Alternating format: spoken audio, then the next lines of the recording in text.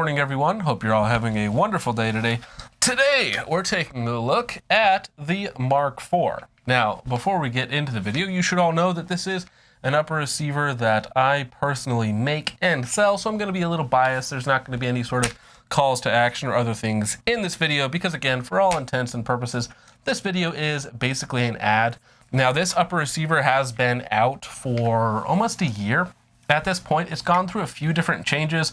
This is the only upper receiver that I've made that I haven't actually made a video on. Not for any specific reason, just when they initially came out, again, quite some time ago, they all sold out, so I didn't do a video on them because I didn't have one. Second batch came in, sold out, so on and so forth, and I keep getting requests to actually do a video on the Mark IV. And this upper receiver here, as you see it, is actually one that I stole out of my most recent batch, which is, again, mostly gone at this point, but this time we're actually going to make a video on the Mark IV, going over its specifics, what sort of use cases that I personally have in mind for it, and to get this out of the way, this is a pretty heavy upper receiver. I think the barrel itself, which is an 18-inch Ballistic Advantage SPR profile barrel, which is a very heavy profile barrel, comes in at 41 ounces, so just under 3 pounds, basically.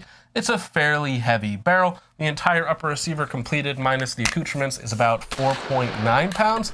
So again, we're not talking about a lightweight upper receiver. So to kind of get this out of the way, this is not a particularly size and weight efficient upper receiver. So if that is something that you're looking for, this is not going to be that. This is a very niche upper receiver with a pretty specific application, and it's certainly not going to be for everybody. Now, getting into the specifics on the Mark IV, the heart and soul of this build is going to be the barrel. Basically, everything is based around a 18-inch SPR profile barrel from Ballistic Advantage. This is their performance series, so this is a 4150 chrome molybdenum steel, black nitride finish. Very decent quality barrel, not too terribly expensive, but it is terribly heavy. Now, the SPR profile is basically a straight 1-inch barrel or just under 1-inch barrel up to a .750 gas block journal. Then from the gas block journal, you have a .750 straight taper up to a certain distance away from the muzzle. Now, what that allows this barrel to do is basically it will actually support the Ops 12 collar for their over barrel suppressor. Again, because this is the SPR profile is based off of the Mark 12. So if you have one of those specific suppressors, that's an over barrel suppressor. This barrel is compatible with it because, again, it has that extended journal for the collar so that suppressor will mount up perfectly and concentrically around the barrel itself. And so that is kind of what that profile is designed to do. In effect, it is a very heavy profile barrel. It is an 18-inch rifle length gas, so it is also, on top of being a very heavy profile barrel, it is incredibly soft shooting. Now, the gassing on the barrels from the factory, the gas port size is a .093. That's actually a little bit too small to get these to run properly without being suppressed, especially if you're throwing on rifle stocks, rifle buffers, so on and so forth. Because again, we are using an 18-inch barrel with a rifle length gas system. So not only do you have a very long gas system length, but you also have very limited dwell time compared to what you should have for a rifle length gas system. So the gas block is right here at the end of the handguard. So these ones here are actually opened up to just right at the Daniel Defense Mark 12 spec, which I believe is .104 off the top of my head. So these will shoot just about anything out of the box, but as you'll see in the footage, they are still incredibly soft shooting. And in fact, some of the footage you'll see me using a lightweight BCG because with 55 grain Norma, which is a fairly soft ammunition, it's just a 223 power loading, it would actually not completely lock back with rifle buffers and springs. If you're using standard carbine buffers and springs, it totally will. But to get it to run properly with, again, that weaker ammunition, I needed to use a lightweight BCG. You could also take out some of the buffer weights in your rifle length buffer or use a carbine spring to kind of get around that. But again, these are very soft shooting upper receivers. Now, the Mark IV has gone through a couple different iterations, not really anything important. I believe the handguards and the BCGs have changed at one point, but my initial Form 1 suppressor that I had for quite some time before it decided to unalive itself, that one there, when I used it on the original Mark IV, as you guys will probably seeing some footage of that right now, it would still eject brass and steel case about 3:30 to 4 o'clock. So it was still a very soft upper receiver, even when suppressed. Now, moving back from there, everything else is going to be fairly standard to most of my other builds. So in the back, you have a Toolcraft nickel boron BCG. These are 9310 on the bolt, 8620 on the carrier, 4130 gas key, so on and so forth. Very standard, true grade 8 fasteners, mil-spec staking on the gas key itself. Again, nickel boron as a coating is a very good coating, if not one of the best on the market, without being too terribly expensive. All of the upper receivers for this batch of Mark IVs are all Aero Precision, nothing particularly special about them. 7075 mil-spic standard dust cover and forward assist. Charging handles also Aero Precision 7075, just a standard mil-spec charging handle. Moving up to the handguard, originally we had like 3 different versions of handguards. We had a shorter quad rail, a longer rail, and like a couple different versions of it.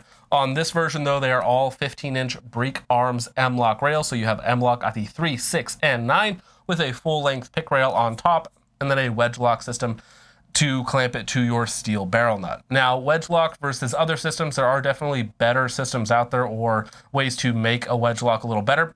These wedges are torqued down to 60 inch-pounds with blue Loctite. I haven't had one of these rails fail on me yet, and there are a lot of them out there in the wild. So as far as the lockup goes, it's not necessarily the best on the market, but for most people in most situations, it's going to be perfectly adequate, especially on something like this, where it's a more precision-oriented gun. So you are going to be most likely adding a bipod, maybe a foregrip, maybe a backup iron sight or something else like that, and then calling it a day. This isn't really something that I would consider to be ideal for night vision use, as it is a very, not particularly long, it's only 18 inches, but it is a very heavy setup, and if you're already throwing on a bunch of other stuff for night vision, it's going to get even heavier, of course. Last component on the build is the Break Arms 3-prong flash hider. This is threaded on the outside, 13/16 by 16, I believe, for their external blast shield, and there are also some other devices that you can thread on there as well.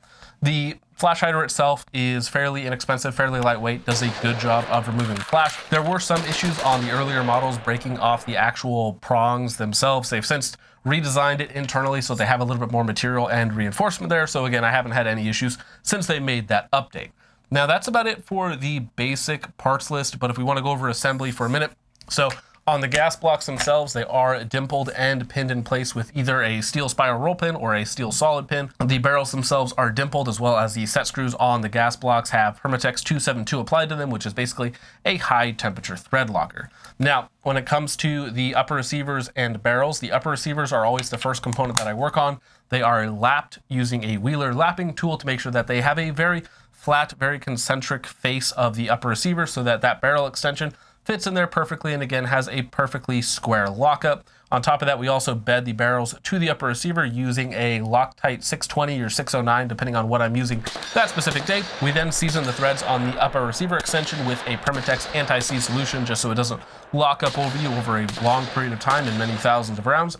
And then we torque the barrel nut down sequentially, starting at 25 brake, 35 brake, and then finally at 50 foot-pounds. So you have plenty of torque holding your barrel to your upper receivers. Now, when you're looking at something like this, the first thing that you're probably interested in, as you probably should be, is what are you getting for that very heavy barrel? You're sacrificing a lot of weight. Are you at least getting some accuracy out of it? Are you getting some other benefits as well?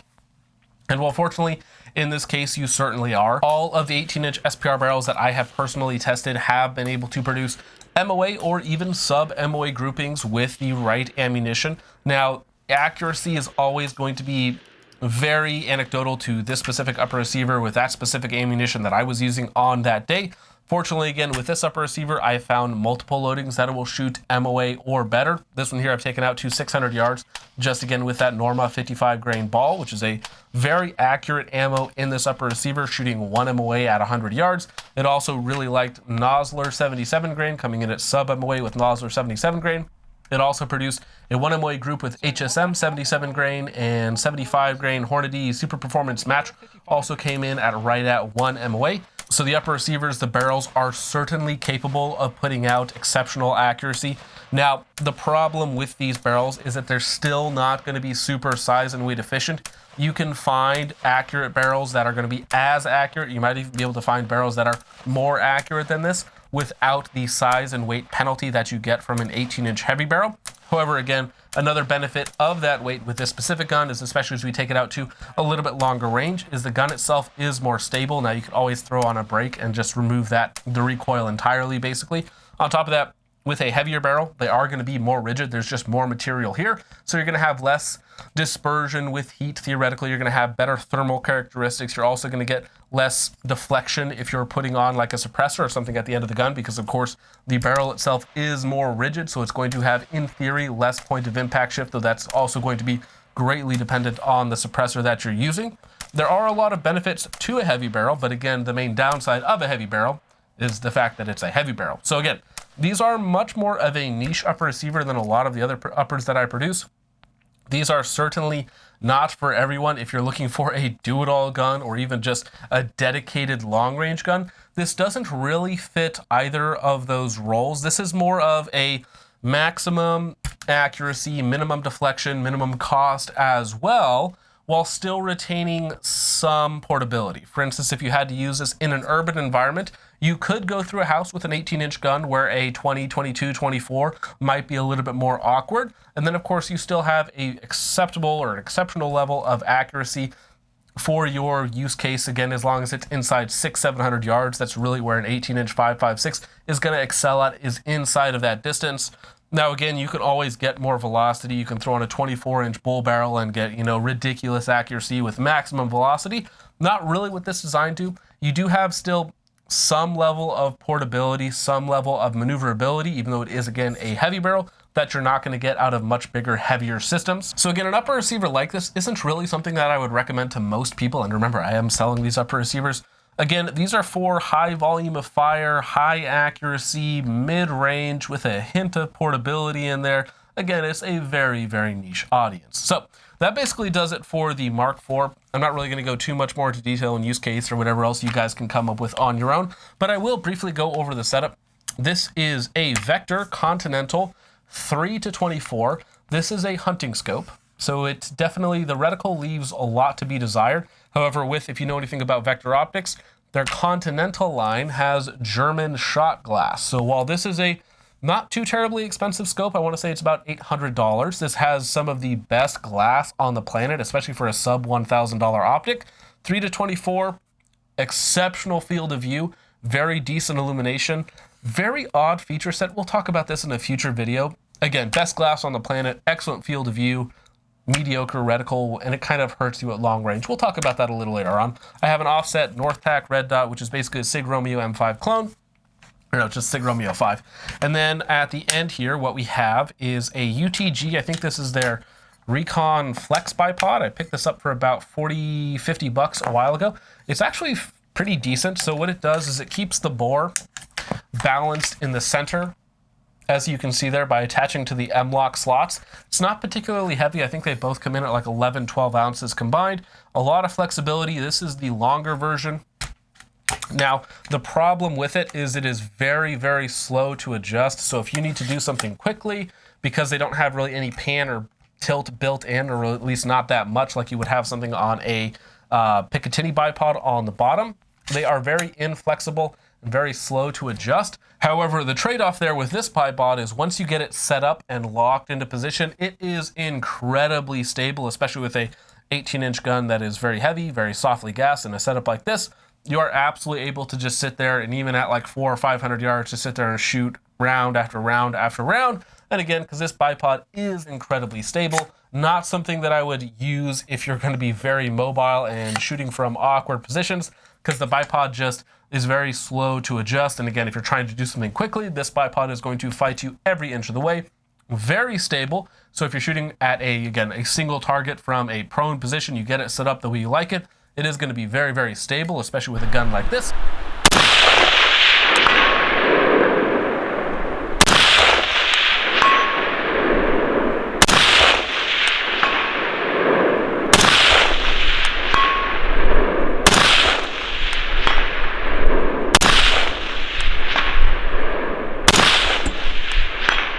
Kind of like the gun that it's currently on, it has a very niche application. Now, getting into the lower, this is again kind of like your standard A2 lower. It's just an old Palmetto State Armory lower. A2 stock with A2 rifle buffers and springs. And then, of course, the trigger that we're running on here, this is the POF USA 4.5 pound single stage trigger. It is a decent trigger. It's really all right. It's not that much better than like a nice mil-spec trigger coming in at 4.5, 5 pounds. Little bit of creep, pretty weak reset. So in a lot of ways, I kind of actually prefer just a mil-spec style trigger. But for precision shooting, it's definitely all right. Again, just maybe slightly better than like a stock mil-spec trigger. So with all that out of the way, guys, that is the setup. That is the Mark IV. Finally getting this video out, probably a year late at this point. Actually, a quick little addendum before we end the video. Black Friday is coming up, so don't buy anything from my website. I would recommend against that. We're probably going to be doing a new upper receiver will probably be launching on or around Black Friday, maybe a little bit before, but then there will be a Black Friday sale where everything will be on sale. So again, if you're planning on buying something, a Mark IV, anything that I have on the website, just hold off till Black Friday. Just don't buy anything until then if you're planning on buying anything at all. So with all that out of the way, guys, let me know what you think of the video, the Mark IV, in the comments down below. With all that out of the way, guys, thank you so much for watching. I hope you all enjoyed. I will see you in the next one. Peace off.